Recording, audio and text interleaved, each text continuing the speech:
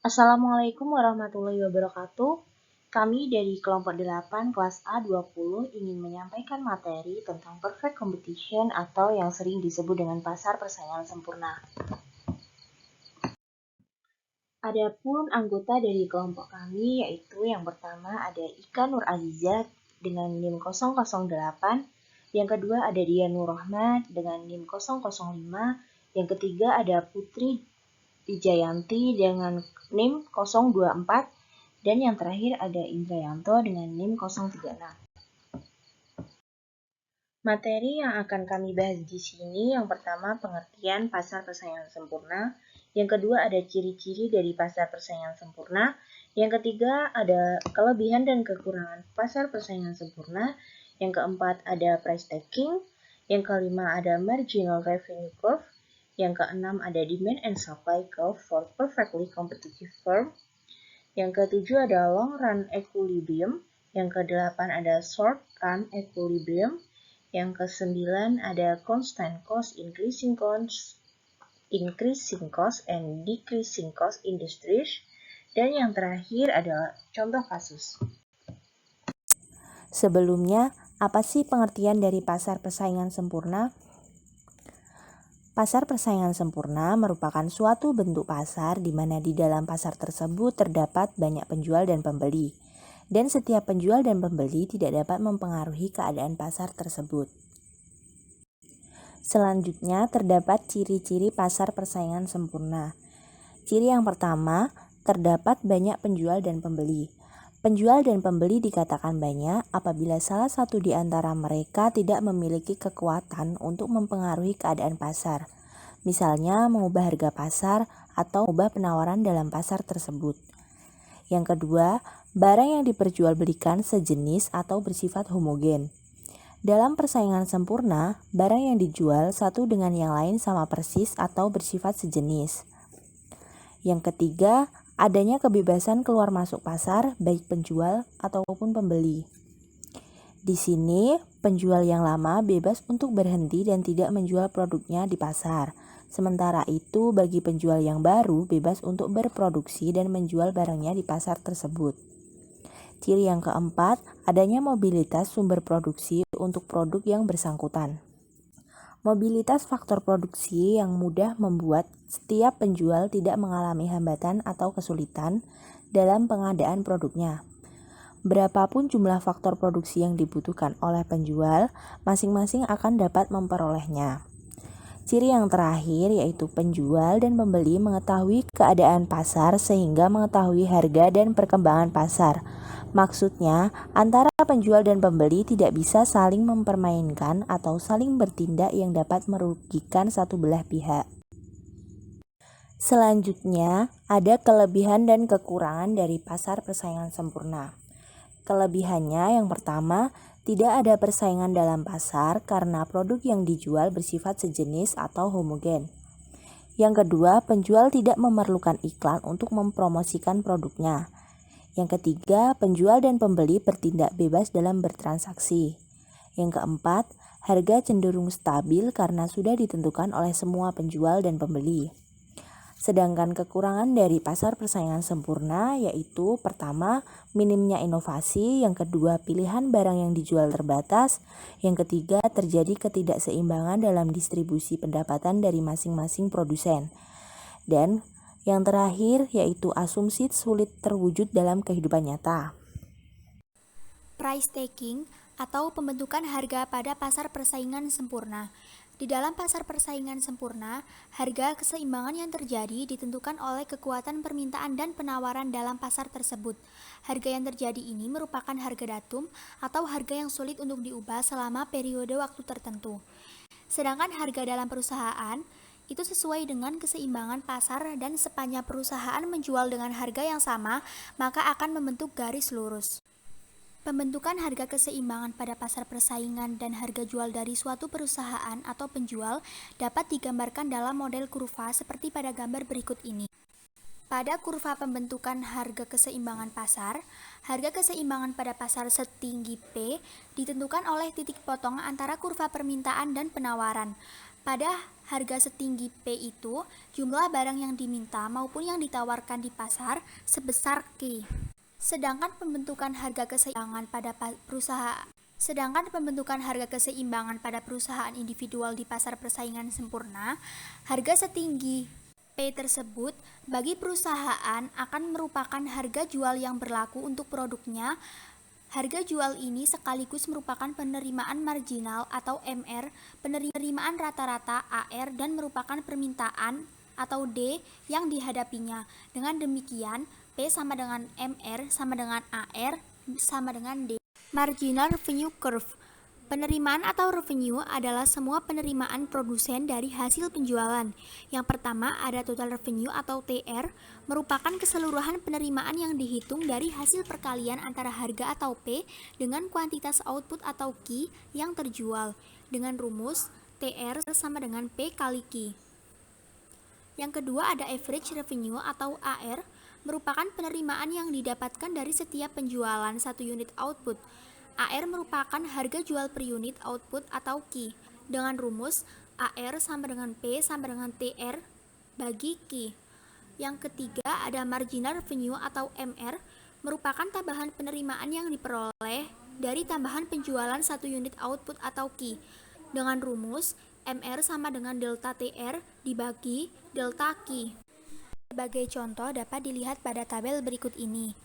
Pada kuantitas 1 dengan harga 1000, maka TR-nya sama dengan 1000 yang diperoleh dari P kali Q, atau 1000 dikali 1 sama dengan 1000. Kemudian MR yang diperoleh dari rumus delta TR dibagi delta Q dengan hasil 0. Kemudian ada AR yang diperoleh dari rumus TR dibagi Q, atau 1000 dibagi 1 sama dengan 1000. Dan seterusnya hingga kuantitas 5. Kemudian digambarkan dengan kurva seperti berikut ini. Dikarenakan harga atau P dari kuantitas 1 sampai kuantitas 5 harganya sama yaitu 1000, maka garis MR atau AR atau P berbentuk garis lurus. Baik teman-teman, materi berikutnya adalah mengenai supply curve for perfectly competitive firm, atau dalam bahasa Indonesia berarti kurva permintaan dan penawaran untuk perusahaan pasar persaingan sempurna. Tingkat dalam pasar persaingan sempurna ditentukan oleh permintaan dan penawaran. Jumlah output perusahaan relatif sangat kecil dibandingkan dengan output pasar, maka berapapun yang dijual oleh perusahaan, harganya relatif tidak akan berubah. Permintaan total atau total revenue perusahaan sama dengan jumlah output dikali harga jual. Karena ketidakmampuan penjual dan pembeli dalam mempengaruhi harga atau price takers, maka harga secara otomatis telah ditentukan oleh pasar. Dengan demikian, penerimaan rata-rata atau average revenue dan penerimaan marginal atau marginal revenue adalah sama dengan harga. Dengan demikian dapat digambarkan kurva permintaan dan penawaran sebagai berikut. Pada kurva A atau industri menunjukkan tingkat harga dalam pasar persaingan sempurna yang ditentukan oleh permintaan dan penawaran. Dan yang kedua atau kurva B perusahaan menunjukkan jumlah output perusahaan relatif sangat kecil dibandingkan dengan output pasar. Maka berapapun yang dijual perusahaan, harganya relatif tidak akan berubah. Karena perusahaan individual bertindak sebagai price takers, maka kurva permintaan yang dihadapi oleh perusahaan berupa garis horizontal sebesar P. Kurva permintaan atau yang disimbolkan dengan huruf D besar dengan atau huruf D kapital sama dengan kurva penerimaan rata-rata atau AR sama dengan kurva penerimaan marginal atau MR dan sama dengan harga atau P. Dari grafik tersebut dapat dibaca bahwa kurva penerimaan total berbentuk garis lurus dengan sudut kemiringan positif bergerak mulai dari titik 0,0. Slide berikutnya adalah mengenai long run equilibrium atau keseimbangan jangka panjang. Long run equilibrium terjadi pada sebuah pasar kompetitif di saat yang pertama adalah economic profit atau keuntungan ekonomis adalah nol. Jadi sebuah pasar tidak keluar dan tidak masuk ke dalam industri. Yang kedua, long run average cost atau biaya rata-rata jangka panjang berada pada nilai minimum. Jadi sebuah perusahaan tidak lagi mengubah ukuran dari perusahaan tersebut.